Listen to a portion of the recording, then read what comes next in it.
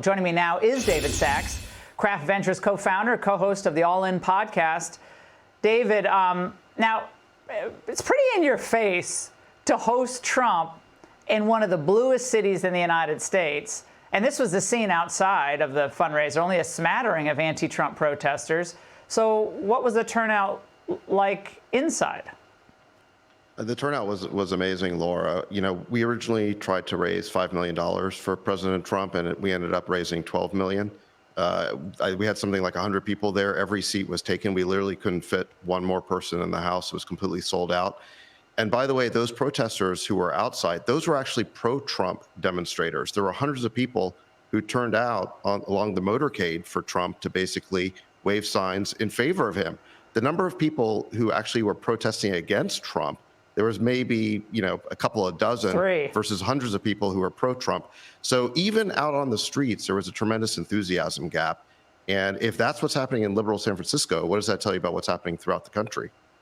Now, what is Silicon Valley? And a couple of these guys I know were from Silicon Valley. What do they hope for in exchange for their support? Honestly, it's not that transactional, Laura. It's not like there's some sort of overt quid pro quo. Most of these people just really love America, and they want to see America doing better. Now, in terms of what the industry cares about, the industry wants to be able to innovate. And the Biden administration has been very hostile towards innovation. It's been extremely hostile towards the crypto industry.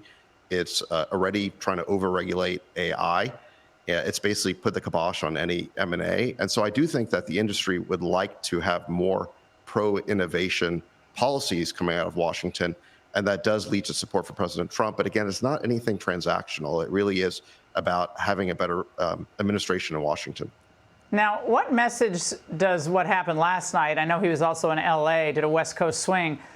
But what message does this have, is it sending to other heavy hitters? And you and I know them, who are maybe Nikki Haley fans or other, they just are uncomfortable with Trump.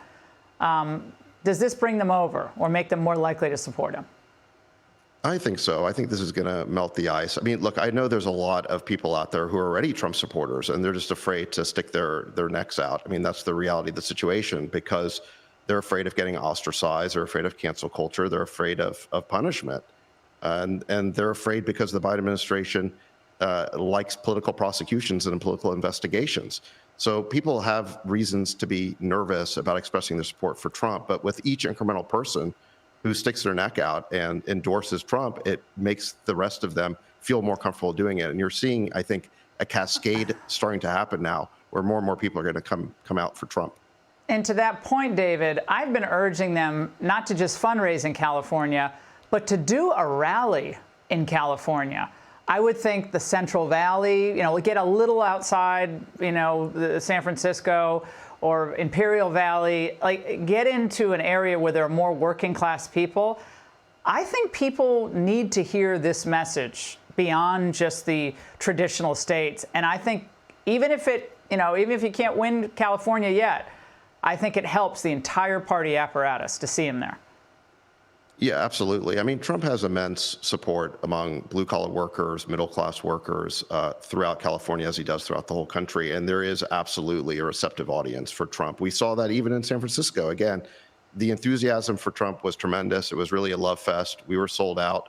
And the protesters couldn't really amount to anything, even though the liberal San Francisco publications had been sort of egging them on to come out all week, and nothing materialized. So there's a tremendous amount of enthusiasm for Trump in California.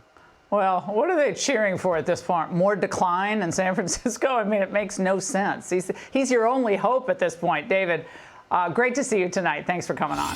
Hey, Sean Hannity here. Hey, click here to subscribe to Fox News YouTube page and catch our hottest interviews and most compelling analysis. You will not get it anywhere else.